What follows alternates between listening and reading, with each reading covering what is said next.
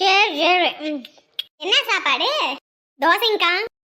வீட்ல அத்தம்மா மலை சாப்பிட்டாங்களா? எல்லாரும் சாப்பிட்டாங்க. எல்லாம் உட்காந்து டிவி பார்த்துட்டு இருக்காங்க. நீ உள்ள உட்காந்து டிவி பார்க்க வேண்டியதானே? ஏன் கொசுக்கட்டியில வெளியே உட்காந்துருக்க? இல்லைங்கக்கா, எல்லாரும் நாடகம் பார்த்துட்டு இருக்காங்க. எனக்கு நாடகம் பார்க்கறதே பிடிக்காது. சும்மா எவ்வளோ நேரம் தான் டிவியே பார்த்துட்டு இருக்காது. அதை பார்த்தா இருக்க டென்ஷனுமே கூட ஏறிடும் போல இருக்கு. அதான் சரி, வீட்டுக்குள்ளே இருக்கிறதுக்கு ஒரு மாதிரி சரியா இருக்கு. வெளியே உட்காந்து நல்லா காத்தோட்டமா இருக்குன்னு வந்து உட்காந்தேன். சரி சரி. சந்தோஷம் வாரானா? ஆமாக்கா, இன்னைக்கு ராத்திரி தான் வருவாருன்னு நினைக்கிறேன். சரி சரி, வரட்டும் வரட்டும். ஞாயிற்றுக்கிழமையாவது ஒழுங்கா வந்து கறிச்சு ஒரு ஆக்கி சாப்பிட்டு நிம்மதியா இருந்துட்டு போகலாம். நேத்தே வந்திருப்பான்ல, நேத்து வரலையா? இல்லைங்கக்கா, அது ஏதோ டாக்குமெண்ட் வெரிஃபிகேஷன்லாம் இருக்குன்னாங்க. அதெல்லாம் முடிச்சுட்டு தான் வருவேனாரு. அதான் சரின்ட்டு விட்டாச்சு. அடுத்த வாரம் என்ன அம்மா வீட்டுக்கு போறீங்களா? இல்லைங்கக்கா, தலை ஆயுத பூஜை போயிட்டு வர வேண்டியதானே? ஐயோ அக்கா, வீட்டுல வேலையே இங்க நிறைய இருக்குது. இதுல எங்க அங்க போறது? அதான் அப்பா அம்மாவும் வாங்கினாங்க. அதான் அப்புறம் தீபாவளிக்கு ஒரே தான் வந்துக்கணும்னு சொல்லிட்டோம். சரி சரி. எனக்குன்னு அப்பா சேர்த்து வச்சிருந்த 20 பவுன் எடுத்தாச்சு. இது மட்டும்தான் கொஞ்சம் நல்ல துணியா இருக்கு. இதை எடுத்துப்போம், மற்றதெல்லாம் இங்கேயே கிடக்கட்டும். அண்ணியோட ரூம்ல அன்னிக்கு ஒரு சேலை அவங்க வீட்டில் எடுத்து கொடுத்தாங்க. அது சூப்பரா இருந்துச்சு. அந்த சேலையும் எடுத்து வச்சுக்கலாம். ஆனா என்ன, ஒரு மாதிரி கவலையா இருக்கு. அப்பா அம்மா இவங்களெல்லாம் விட்டுட்டு போறத நினைச்சா. இவங்க கிட்ட மாமன் தான் எனக்கு பிடிச்சிருக்கு, மாமனை கட்டி வைங்கன்னு சொன்னாலும் இவங்க கட்டி வைக்க மாட்டாங்க. அப்புறம் என்ன பண்ணுறது? என் இஷ்டத்துக்கு தானே நான் முடிவெடுக்க வேண்டியதாக இருக்குது. அக்காவே இப்படி தான், மாமாவும் வேணும்னு சொல்லிட்டு போனான். அப்புறம் ஒரு 6 மாதம் பேசாமல் இருந்தாங்க. அதுக்கப்புறம் புள்ள உண்டானோனையும் சேர்த்துக்கிட்டாங்க. அந்த மாதிரி நம்மளையும் சேர்த்துப்பாங்க. அதனால் நம்ம இப்போதைக்கு போவோம். அப்பாவும் அம்மாவும் கொஞ்சம் கஷ்டப்படுவாங்க. ஆனால் நம்ம நல்லா வாழ்கிறத பார்த்து அதுக்கப்புறம் அவங்களும் சந்தோஷப்படுவாங்க. அண்ணனும் முதல்ல மாதிரி கிடையாது. கல்யாணம் ஆனதுலேருந்து ரொம்ப இதாக பேசுகிறான். நம்ம நல்லா வாழ்ந்துட்டு அப்பாவையும் அம்மாவையும் நம்ம கூடயே கூட்டிகிட்டு போயிடுவோம். அதுதான் நல்லது. இவனையெல்லாம் நம்பிட்டு இருக்கக்கூடாது. அதுதான் இப்போதைக்கு எனக்கு புரிஞ்சுது. ஆனால் என்ன, ஒரு மாதிரி கவலையாக தான் இருக்கு இவங்களெல்லாம் விட்டுட்டு போகிறது நினச்சா. இவளை வேலைக்கு அனுப்புனாங்களா இல்லை போய் லவ் பண்ண அனுப்புனாங்களா? வீட்டில் அம்பிட்டு கஷ்டம் கிடக்குது, அதை பற்றி யோசிக்கிறாளா? அதை விட்டுவிட்டு நீ ஓடிக்கிட்டு திரியிறாவ. கிளவி, நீ வாயை வச்சுட்டு கம்முன்னு இருக்க மாட்டியா?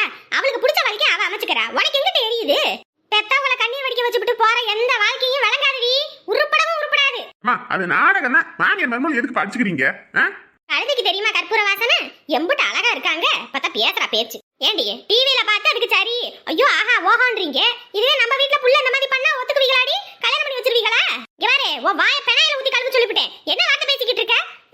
என் புள்ள ஒரு நாள் அப்படி பண்ண மாட்டா. ஒரு வேலை பண்ணிவிட்டா என்ன பண்ணுவ? எவர்மா என் புள்ள? நான் பாக்குற மாப்பிள்ளைய தான் கட்டுவா. என் பையனுக்கு எப்படி நான் பார்த்த பிள்ளையோ அதே மாதிரி தான் என் பிள்ளைக்கும். சும்மா வாய்க்கு வந்ததெல்லாம் பேசிட்டு இருக்காத. இந்த காலத்துல கத்திரிக்காய் முத்துறதுக்குள்ள கடத்தருவுல வித்துறணும். முத்தி போச்சுன்னா எங்கிட்டும் வியாபாரம் ஆகாது. நீ என்ன வளர? அது சரியான வாயாடி கிளவி. அதுக்கெல்லாம் நீ போய் அழலாமா? புள்ள அழுதுட்டு இருக்கு, வாயை வச்சுட்டு கம்முன்னு இரு. என் வாயை அடக்குங்க. எமாடி, நீ எதுவும் நினைச்சுக்காத சரியா? நீ சந்தோஷமா இரு. அப்ப மூக்கு மேல விரல் வைக்கிற மாதிரி ஊரே அசந்து போற மாதிரி உனக்கு கல்யாணம் பண்ணி கொடுத்து உன்னை எப்படி வாழ வைக்க போறேன்னு பாரு. இப்போ உனக்கு போதுமா? புள்ளைங்க அழ வைக்கிறனா இந்த கிழவிக்கு தூக்கமே வராது. ஆமா, பெரிய வெங்காய புள்ள போங்கடி அங்கிட்டு. ஊருக்குள்ள அவ எங்கெங்கயோ சுத்திக்கிட்டு திரியறா அப்படின்னு சொல்லி காது படவே பேசுறாங்க. அதெல்லாம் நம்ம சொன்னோம்னா என்னையே ஏத்துக்கிட்டு நிப்பீங்க. இங்க பாரு, என் புள்ளைய நான் அப்படி வளர்க்கல சரியா? என் புள்ளைய பத்தி எவனாவது சொன்னான்னு வச்சுக்க, அது என்கிட்ட வந்து நேரடியா சொல்லு. நான் பாத்துக்கிறேன். அதை விட்டு நீ வாய்க்கு இதெல்லாம் பேசாத. வாய்க்கு வந்தபடிதான் பேசும். நாக்குல நரம்பு இல்லன்னு இப்பதானே தெரியுது. இதுக்கு சோத்த போடாதீங்க, வயித்த காய போடுங்க. அப்பதான் இதெல்லாம் திருந்தும். சாப்பிட சாப்பாட்டுக்கு கொஞ்சம் கூட நன்றின்றதே இல்ல. ஊரே சொல்லுது பொந்துக்குழியும் சந்துக்குழியும் நின்று பேசிக்கிட்டு இருக்கா அந்த வீணா போய் வழங்காத வேலை வெட்டி இல்லாதவங்க கூடன்னு. இது இவங்களுக்கு தெரியுதா? நம்ம சொன்னா நம்மளையே ஏத்துக்கிட்டு நிப்பாங்க. நடக்கிறது நடக்கட்டும். அது அதுங்க தலையில அது அதுகளே மண்ணலி போட்டுக்கிச்சிங்கன்னா நம்ம என்ன பண்ண முடியும்? டேரே, பால் விளையாடுறது போதும், எனக்கு கொஞ்சம் தண்ணி மொந்துட்டு போ. எப்பா அம்மா ஒண்ணு தான் சொல்லுது பாப்பா. இவரே வாடா என்கிட்ட வர சொல்றதுக்கு நான் என்ன இழுத்தவையா? போடா போய் தண்ணி மொந்துட்டு கொடு. ஏம்மா நீ என்ன சொன்னியா? அப்பாவை சொன்னியாமா? எருவ மாடுங்களா ரெண்டு பேத்துக்கிட்ட தான் சொன்ன, போய் தண்ணி மொந்துட்டு வாங்கடா. இப்போ நான் போறேன். நானும் போறேன். ஐயோ அக்கா, எப்படிக்கா ரெண்டு பேத்தையும் வச்சு சமாளிக்கிறீங்க? என்ன பண்றதுமா, பெரும் தலைவலியா இருக்குது. ஏமாடி அமுதா, இதெல்லாம் தான் நீ குடிக்கணும். அம்மா நீ இதுதாம்மா குடிக்கணும். டேய் எவனாவது ஒருத்தன் குடுங்கடா.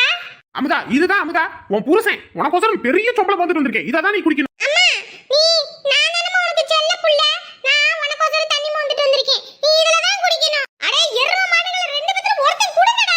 ஏன்டா அப்படி படுத்துறீங்க? இதுதான் ஆத்தாடி, என்ன இப்படி ஆயி போச்சு? எப்பா எல்லாம் ஒன்னாலதான்ப்பா. ஏண்டா நானா பண்ணேன்? நீதான் பண்ண. நீ நல்லா சொல்லுறியே. நீதான் பண்ண, நீதான் தள்ளி விட்ட. எரும மாடுகளா ரெண்டு பேத்துக்கு தண்ணி கேட்டதுக்கு சாப்பிட விடாம சோத்துல தண்ணியை ஊத்தி வீண் பண்ணிட்டீங்கல்ல உங்க ரெண்டு பேத்தையும் போங்கடாங்கிட்டு. ரெண்டு எருமை மாடு கட்டி தண்ணி கேட்டதுக்கு திங்காத அளவுக்கு பண்ணிவிட்டானுங்க. இங்க கம்மி இருங்க பாத்தியாமா, ரெண்டு பேரும் என்ன வேலை பார்த்து விட்டு போயிட்டானுங்கன்னு சாப்பிட முடியாத அளவுக்கு சோத்தையை வீண் பண்ணி விட்டு போயிட்டானுங்க.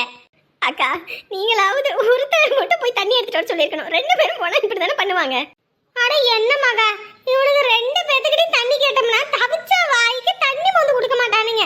அதனாலதான் சரி ரெண்டு பேத்துட்டையும் சொன்னா ஒருத்தனாவது கொண்டு வருவான்னு பார்த்தா ரெண்டு எருமானும் கொண்டு வந்து சோத்துல தண்ணியை ஊத்தி அதை வீண் பண்ணி, ஐயோ இதுகளை வச்சுக்கிட்டு பெரும் சல்லையா கிடக்குது. மாதிரி வீட்டுக்கு ரெண்டு இருந்தா போதும், பொண்டாட்டி நல்லா சாப்பிடலாம். சீ, இந்த அக்காவை உங்க வீட்டில் உள்ளவங்களாம் பார்க்கும்போது என் கௌசி அண்ணி தான் ஞாபகம் வருது. என்ன பண்ணிட்டு இருக்காளோ.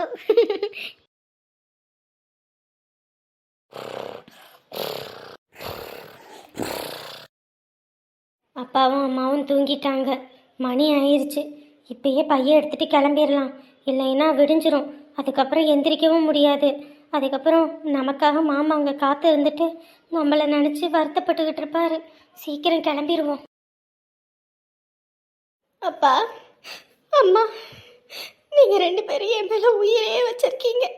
ஆனால் எனக்கு இதை விட்டா வேற வழி தெரியல. நீங்கள் ரெண்டு பேரும் எப்படி எனக்கு முக்கியமோ அதே மாதிரி மாமனும் எனக்கு ரொம்ப முக்கியம். என்னையே இப்படி அசிங்கமாக பெத்தீங்க. பார்க்குற எல்லாரும் என்ன ரொம்ப கேவலமாக பேசுகிறாங்க. ஆனால் மாமன் மட்டும்தான் என் மேலே உசுராக இருக்குது. என்னைய அழகு தேவதைன்னு வாய் நிறைய கூப்பிடுது. இப்படி ஏற்பட்ட மாமனை என்னால் விட்டு கொடுக்க முடியாது. அதனால தான் நான் வீட்டை விட்டு போகிறேன். காலையில் விடியும் போது நான் இங்கே இருக்க மாட்டேன். நான் இல்லாதது உங்கள் ரெண்டு பேத்துக்கு கவலையாக இருக்குன்னு தெரியும். இருந்தாலும் எனக்கு இதை விட்டா வழி தெரியல. உங்ககிட்ட சொன்னாலும் மாமனை கட்டி வைக்க மாட்டீங்க. மன்னிச்சிருங்க, மன்னிச்சிருமா. அப்பா, உங்களை மாதிரி அப்பா கிடைக்க நான் கொடுத்து வச்சிருக்கணும். ஆனாலும் நீங்கள் என்ன சேர்த்துப்பீங்கன்ற நம்பிக்கையில தான் நான் வீட்டை விட்டே போகிறேன். போயிட்டு வரேன். இந்த வீடு தான் அப்படியே இங்கே நிறுத்திடுங்க. சரி சரி, என்னங்க காசு? சரிங்க. பாவம் மகா, நம்ம முன்னாடியே வந்திருப்போம்னு சொல்லி சாப்பிடாம கூட காத்துக்கிட்டு இருப்பா. நம்ம வர்றதுக்கு தான் மணி ஆகி போச்சு. என் கிழவி, நீ எங்கள் அப்பாவையும் எங்கள் அம்மாவையும் ஏளனமாக பேசிக்கிட்டு இருக்கல்ல. நான் வீட்டை விட்டு போகிறேன். உன் முன்னாடி வாழ்ந்து காட்டணும்னு தான் போகிறேன். என் மாமன் கூட சந்தோஷமாக வாழுவேன். அப்போ எங்கள் அப்பாவையும் எங்கள் அம்மாவையும் என் கூடயே நான் கூட்டிகிட்டு போவேன். அப்போ இருக்குடி உனக்கு சொந்த வீடு ஓ வீடுன்னு தானே இந்த ஆட்டம் கட்டுற. இரு இரு, உனக்கு பெரிய ஆப்பா வைக்கிறேன். ஐயோ அண்ணே. உமா, அண்ணே என்ன தூங்கலையா? இந்த நேரத்தில் என்ன பண்ணிட்டு இருக்க? தூங்கிட்டு தான் இருந்தேன். தண்ணி தாக எடுத்துச்சா, அதை குடிச்சிட்டு போலான்னு வந்தேன். தூங்கும் போது தலைமாட்டில் தண்ணி மொந்து வைக்க மாட்டியா? என்ன பிள்ளையோ போ. மறந்துட்டேன். சாப்பிட்டியா? சாப்பிட்டேன். கண்ணெல்லாம் கருவளையம் விழுந்து கிடக்குது. நல்லா தூங்கு, அப்பதான் உடம்புக்கு நல்லது. இப்படி இருந்தனா அப்புறம் அவ்வளவுதான்.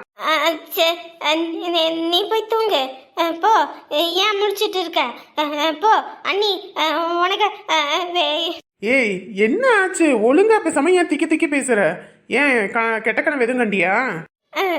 ஆமா, கெட்ட கனவு தான் கண்டேன். அதான் திருநீர் எடுத்து வச்சுட்டு சாமியை கும்பிட்டு போய் பாடு. எந்த கனவு வராது, சரியா? சரி, நீ போய் பாடு போ. மணி ஆயிடுச்சுல. சரி, நீ படுத்துக்கோ. ஐயோ, எப்படியோ பைய பார்க்கல. பார்த்துருந்தா அவ்வளோதான், இன்னைக்கு என்னை உரிச்சு உப்பு கண்டம் போட்டிருப்பாங்க. முதல்ல இவன் தூங்குறானா என்னன்னு பார்ப்போம். தூங்குனானான்னு மட்டும் பார்த்துட்டு அதுக்கப்புறம் போவோம். கதவை பூட்டிகிட்டே போவோம். இல்லைன்னா நம்ம போகிற பாதி வழியில் எல்லாரும் வந்துட்டாங்கன்னா ஒன்றும் பண்ண முடியாது.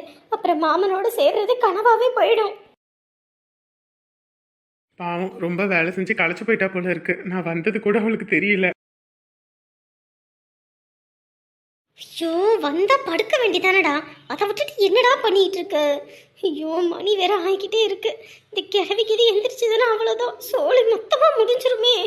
ஐயோ, சரி படுப்போம். மணி ஆகி போச்சு, கண்ணெல்லாம் இருட்டிக்கிட்டு வருது. அப்பா, படுத்துட்டான்டா சாமி. சரி, யாரும் பார்க்கல.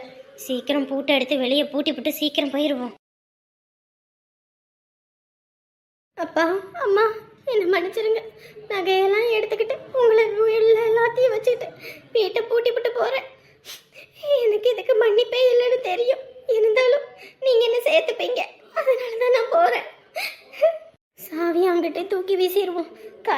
யாராவது வந்து கதவை திறந்து விடுவாங்க. மாமி நமக்காக காத்துக்கிட்டு இருக்கோம். டக்குன்னு போவோம்.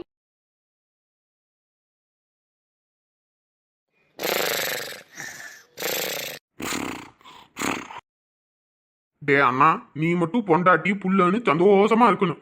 ஆனா நான் மட்டும் காலம் முழுக்க கல்யாணம் ஆகாம கட்ட பிரம்மச்சாரியா இருக்கணும். அப்படின்னா தானே எனக்கு கல்யாணம் ஆகலன்னா, எனக்குன்னு ஒரு வாரிசு வரலன்னா மொத்த சொத்தையும் நீ சுருட்டிக்கிட்டு போல நினைக்கிற. போறேன் போறேன் போய் என் தேவதை அழகு தேவதையே கட்டிக்க போறேன். அதுக்கப்புறம் உன் டப்பா டான்ஸ் ஆட போறேன். ஆத்தி அடே படுபாவி, தூங்கும் போது கூட கொரட்டை விட்டுக்கிட்டு இருமுக்கிட்டு தான் தூங்குவியா? ஒழுங்கா தூங்க மாட்டேன். உன்னையெல்லாம் எட்டிக்கிட்டு மிதிச்சா என்ன? மிதிக்க மாட்டேன். மிதிச்சா நீ எந்திரிச்சிருவ. அதுக்கப்புறம் என் தேவதைய, என் அழகு தேவதைய கட்டிக்க முடியாம போயிரும். முதல்ல என் தேவதை கழுத்துல 3 முடிச்சு போடுறேன். அதுக்கப்புறம் உன் வாயிலே ஒரு முடிச்ச போடுறேன்.